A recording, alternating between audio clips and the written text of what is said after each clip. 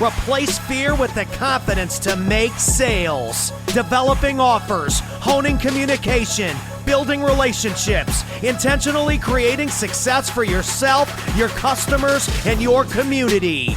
Join Corey Barrier and Callye Keen as they learn and share the exact strategies to harness ADHD into a superpower. Join us as we become sales legends. All right, we are live. And so I'm just waiting on Callye to get here. He's running just a second behind. We've got a great show for you today. And we're going to be talking about effective follow-up. All right. I love this conversation because guess what?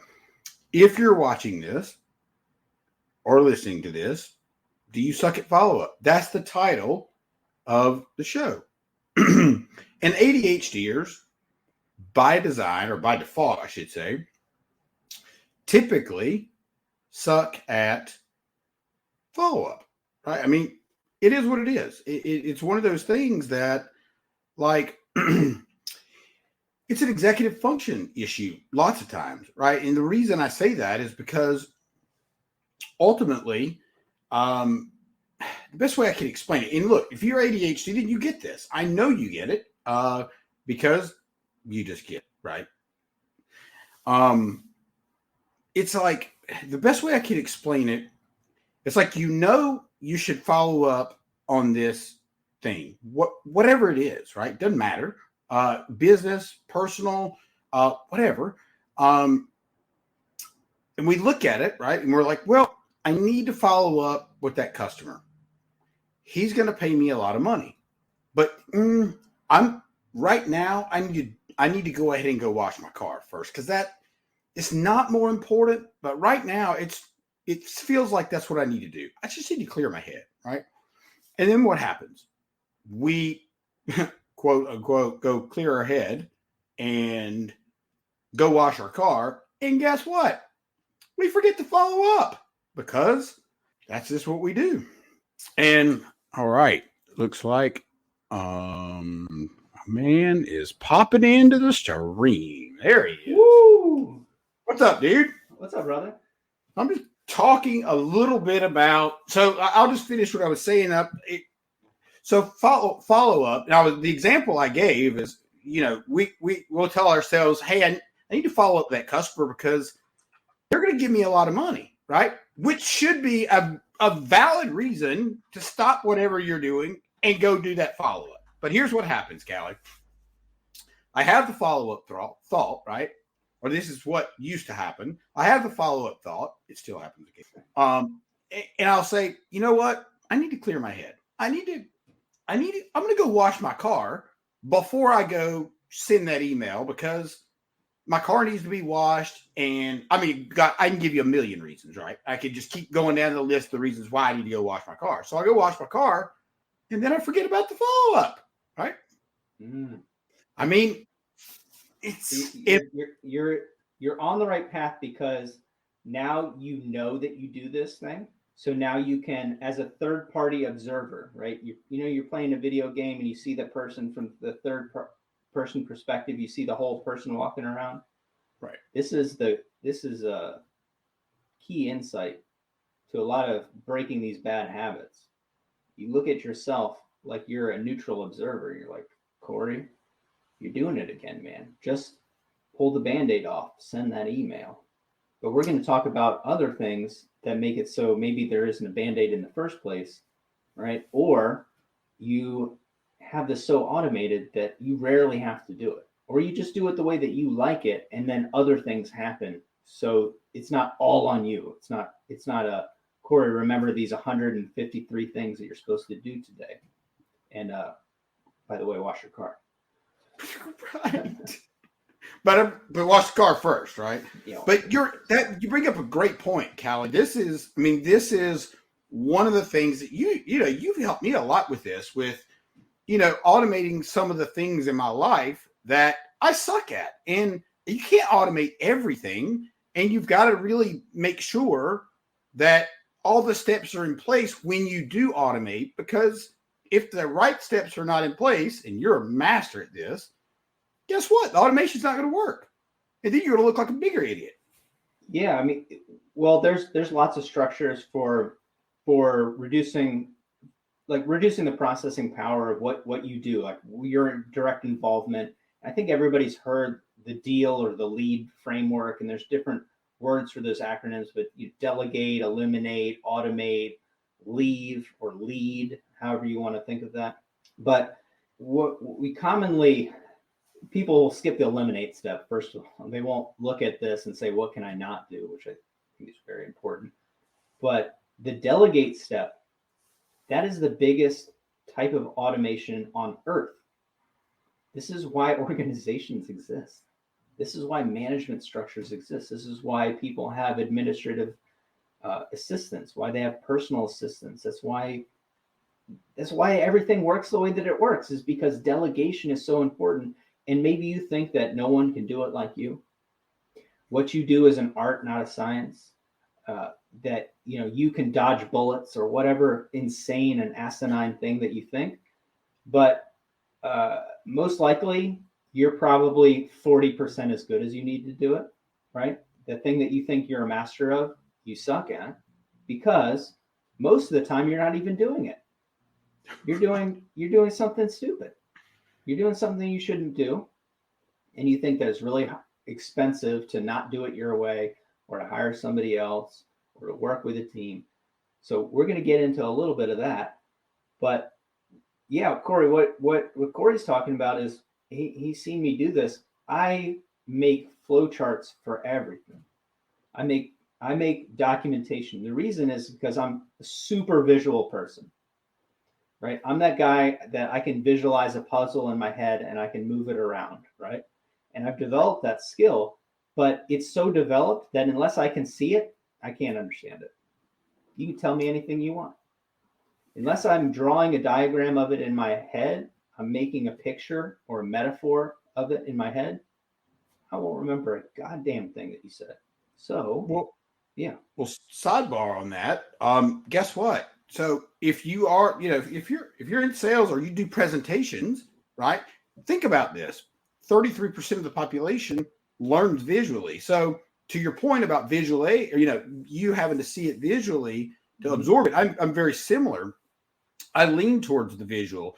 But here's the thing: if you are doing presentations or you're meeting with clients, take visual aids, because the chances of you closing that sale is going to be a whole lot better, like 33% better, if you have visual aids, because you're going to capture the people that are visual people. Now, you're going to lose the people that are visual people if you don't have some sort of visuals for them. Yeah, when I do large speaking engagements, or I do a presentation on a topic, say at a school, community event, convention, what I'll even do, because this is how powerful what Corey's saying is, for every point, I put very few words on the page, but I make the background a visual metaphor of that item. So you look at a lot of what Corey does, and he has the archetype of a knight and battle and of a castle, because castle is like confidence, right? I know that I'm the king of my castle. I'm in my zone. I can command and I can defend. And that, if you watch all of his videos, he has that background with the wall, right?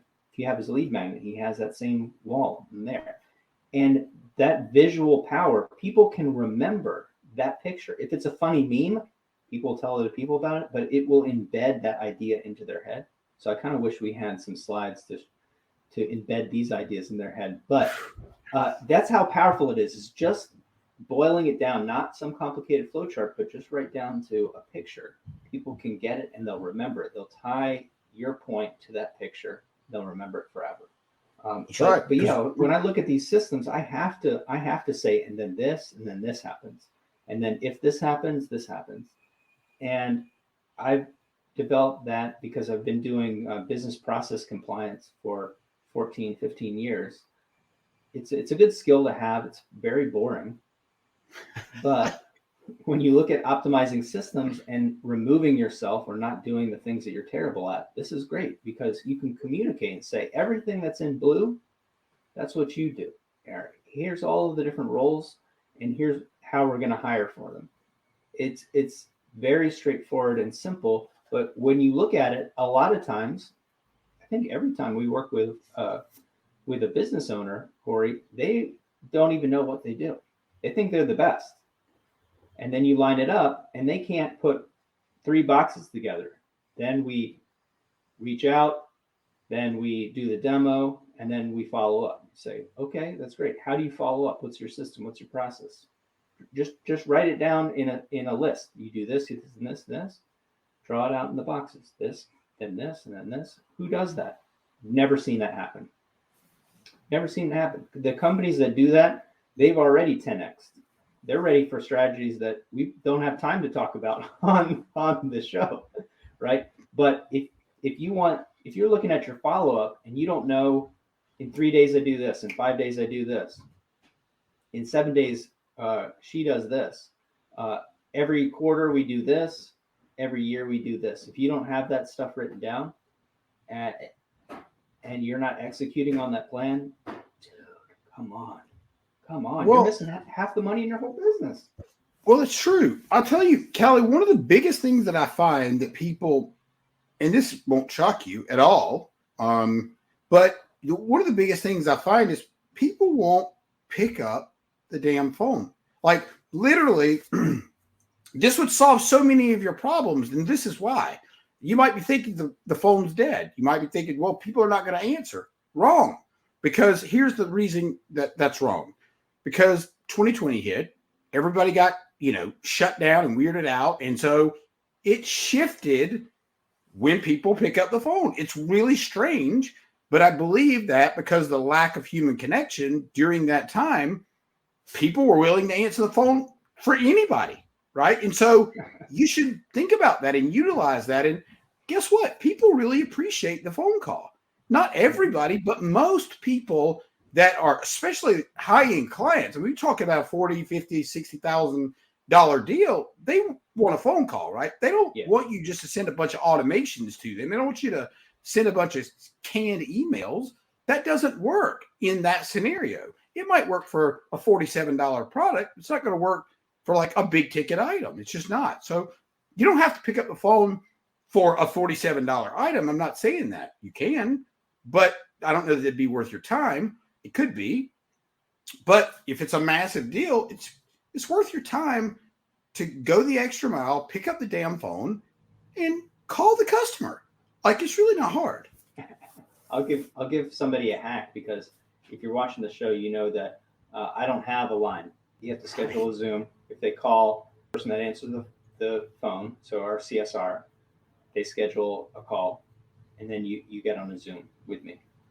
Now, I'll tell you that if you're a client or I do any outbound calls, that's from myself, right? And here's the thing, Corey, what's the value gap in that follow-up where I can tell people, look, nobody calls me. You got to schedule a call, but this is my personal cell phone number. I have it on me. I'm on this 20 hours a day. I will miss that call, but I'll call you back within 20, 30 minutes. Call me anytime, day or night. What's the value gap in that moat that I just created? Invaluable, because people don't offer that. Why? Because people want to hide behind the damn screen and not talk to people. Because here's my theory, and this is just my theory. I don't know if it's good, bad, or indifferent, but I think it's a solid theory. So if you think about when our brains develop from 0 to 7, right? That's when everything develops. That's when moving forward, that's pretty much, you just run those same plays in your head over and over. So when we were kids, our parents said, don't talk to strangers, right? Mm-hmm. Every kid's parents said, don't talk to strangers. But when did they ever say it's okay to talk to strangers? They didn't. Our brains never got the permission. And I believe that when you have to pick up the phone, that's why cold calling is so hard, because you're calling strangers. And in your head, it's not going to turn out well. If you don't want to cold call ever again, you got to listen to this show, because we're definitely going to cover that on. And I know that apprehension and the fear of just making normal calls, it might mean that you're never going to cold call again. But if you never want to have to do that, let's tackle that on a future episode, because I know when people hear sales, that's what they think. Calling at dinner time, calling during the day, hawking crap, right? Trying to get in there. Like, oh, how do you get around the secretary? Well, Corey, I want to talk about how we get the president of the company to call you or contact one of your friends to get your number to be able to call you. That's what we need to talk about. Inbound, extreme inbound sales. But we're talking about this follow-up sequence. And here's my first takeaway tip is what I was saying is just write it down. Write down, we call the customer journey. Okay. What are the things that happen after you get a hold of somebody calls you, right? They say, hey, I want a new deck. Hey, I'd like to get a demo of that software. People think that every industry is different, that sales is different for everybody. It's not. The block and tackle, maybe the extreme tactics or the way that you phrase something, maybe that's a little tweak, but the strategy is not. Okay. They want to book this thing. Okay. What's the email that you send as soon as they say, yeah, I want to book for next Tuesday? Do you send a confirmation email? Maybe you do, maybe you don't. Do you send an email and a text right before the call or right before the visit to say, hey, I'm on my way. Hey, I wanted to confirm that this is still a good time. I know all those solar guys, they want to just pop up into your house, right? But yeah, why do you think that is? Yeah, because there's a lot of hokey pokey going on. But if you're selling things like I sell stuff, it's like $20, $50, $100,000 item. Nobody wants to get surprised, right? So then, how do you follow up after that call? What do you do after 3 days and they haven't made a decision, or 5 days? What do you do that next week? What do you do the next month? What do you do 3 months? What do you do? And just look at that process. And the answer for most of the people that Corey and I have talked to is nothing. None of They're those. just like, I just go over there and give them a quote, and if they like it, they don't like it. I said, man, well, how's that working out for you? They're like, well, I'm too busy giving out quotes, too busy going on house calls or talking to new customers, or I'm spending too much on marketing. They're worried about getting more opportunities because they're just losing all of the money. And right. It's really easy to find 20, 30, 50, 70% more value in the business because they're just dropping every ball every time. It's wild, man. And I think that you just look at it like this is, how do you immediately follow up? How do you follow up next week? How do you follow up that month, 3 months, 6 months, and every single quarter? So we do a thing that is a customer contact call. So what I want to do is I want to switch to, hey, you haven't spent money with me in X number of days, let's say 3 or 4 months, because all my customers are recurring. I want to reach out to them. But what we'll do is we'll look at it every 6 months and I'll say, okay, now I'm going to have that touch point. We're going to have a meeting. What can I do that's better? What can we do for you? Do you have any projects that are upcoming? Can I connect you with anyone? And that's been a huge game changer. But one missing piece. How do you remember all of that? Oh my God. So we have an ERP system. We can run reports. And so I can run a report and just get who I need to contact pretty quickly. So right. This would lend itself to having a CRM and hopefully it being tied into their business. So you're not like figuring this out or remembering all the people you should be talking to. So that's one piece. Heck yeah. Anybody can do it. Anybody can use a CRM. Now, I'm not saying everybody's going to enjoy using the CRM because it is the bane of my existence. However, to your exact point, Callye, if you don't have those reminders each month or every 3 months or whatever the sequence is or whatever the follow-up process that you need to have is, if you don't have reminders, you're not going to remember that. There's no way you're going to remember it. And don't write it down on a piece of a sticky note and put it, on your wall and expect to remember that either, because that's also not going to work. We got to think about scale, right? So think about your business as something that's scalable. And the difference between a growing business and a scaling business, we can break this down a number of ways, but a growing business is I'm going to put in more effort and I'm going to get more results. I'm going to put in more money and I'm going to get more money out. Think of it like that. I can grow that business. That's great. Scalable business is something that has elasticity. So if I could 10x the demand, I could bring you more leads, I could bring you more customers, more followers, whatever it is, that you'd be able to absorb it and you'd be able to take advantage of it. That's scalable because you can exponentially or radically grow. You could leave the business and it could still sustain itself as a engine for your personal mission and wealth. Most people don't have that. They're owner operated businesses. They're working 50 hours a week and they think, well, yeah, I could make more money if I started working 60, but I'm already burnt out. But dude, really simple things. Yeah. Well, part of the scale part too, Callye, is that you got to recognize you can't scale on your own. Right? You have to have just like we both have teams of people, assistants, marketing team. We have people that do systems and processes for the organizational. I guess I'm trying to think of exactly how she puts it. Organizational. What does she call it?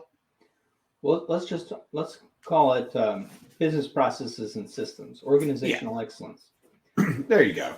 So, but it's important to have those people, right? Because if you don't, I mean, you're the guy working 50 hours a week and trying to scale, you just can't do it. You can't do it without a team, period. Yeah. I have a really simple breakdown. I call it the fire yourself framework. And it is the central of how we scale. So in my program, it's the 9th step. And people think that there's going to be some kind of mystery, but it's really, who can I get to help me? Because my pillar is about partnership and collaboration. So I'm always asking the who question. Who can get us this? Who can we work with? Who can we serve? And yeah, if you want to scale, you are just systematically fire yourself. You remove yourself from everything that you're doing that's not you. And remembering stuff, I feel like that's where our community, that they are constantly being frustrated or they're setting themselves up. People try to set me up to remember stuff. And I tell them, nope, send an email. Right. Nope, message me in Teams. Nope, hit me up on Slack. Don't just tell me something in the hallway and be like, I told you last week. So nope, that's irrelevant. I don't do that. That's awareness, though. That's you being aware of your, let's call it your, whatever you fall short on or whatever for you doesn't work, right? Yeah, that's our whole theme, man. Deficits to superpowers, right? You think you have attention deficit? You just have a focus issue. Focus on the things that allow you to find flow and super hyper focus every day. And then take those other pieces and say, other people, they are a mile wide and an inch deep. And they think that because they can remember all 153 things, that they're killing it. But the value in life is in depth, not breadth. So what I'm saying is that here's a superpower everybody who's listening to this has, so that you can focus on depth. The one thing that you're great at, that you have hyper focus in, that you would spend the next 5 or 10 years obsessing over. Other people don't have that ability to obsess about something. They can only be an inch deep. Those are the people you want on your team to help you manage all those pieces, right? That's who you want as your VA. That's who you want as assistants. That's who you want as your managers. But you as a visionary, you as the salesperson, you as the pivot of the business, you want to find that piece. You want to find your rhythm. Oh, I really like the phone. Oh, I really like writing blogs. Oh, I really like this podcast. I like doing this thing. You set up that pattern of behavior. You outline that customer journey and you go deep in that thing and you fire yourself from everything else. You don't need to remember all those pieces. That's what average people do. That's what they're for. That's what they're good at. That's all they really can do. You have a superpower. That's right. Yeah.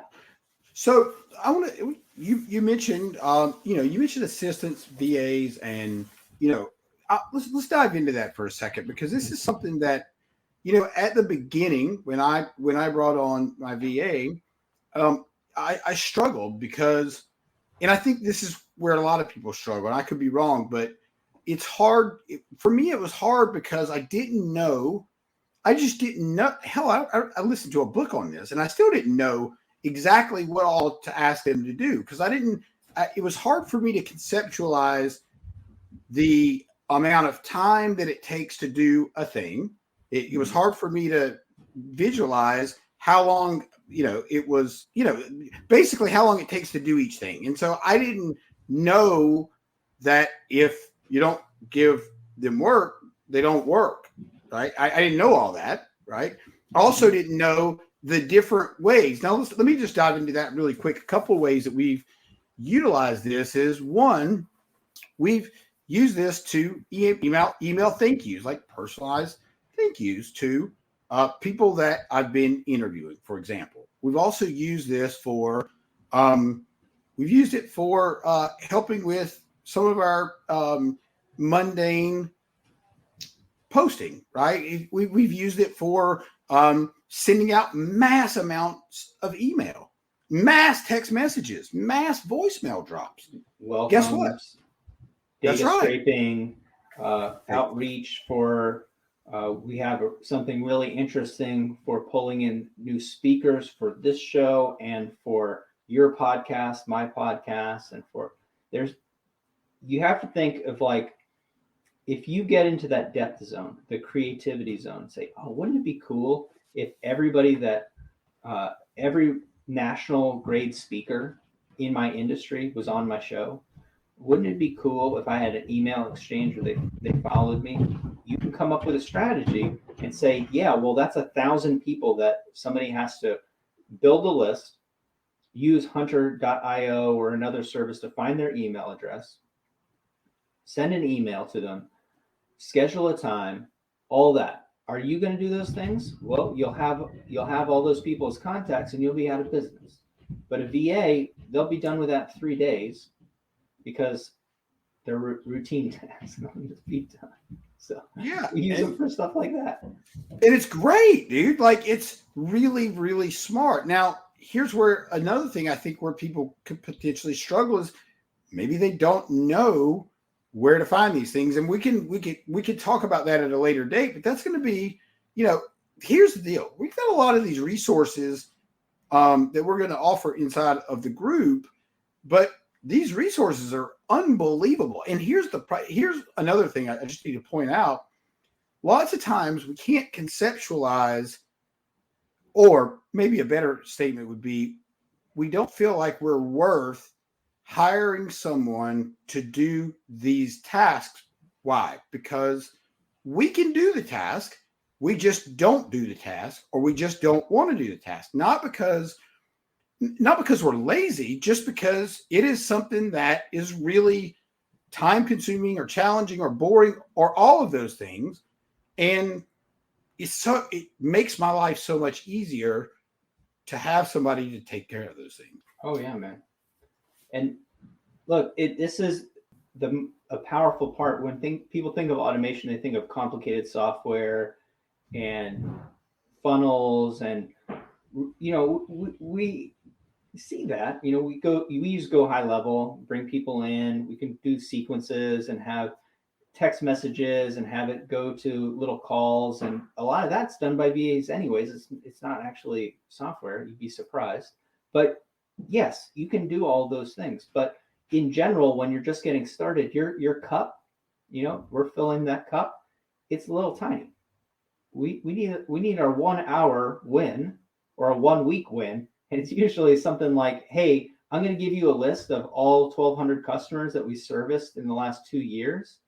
And I'd like you to send an email to all of them and then manage that relationship. So manage that back and forth, and try to get them into the calendar so we can have a conversation with them. I want you to run a little mini campaign, right?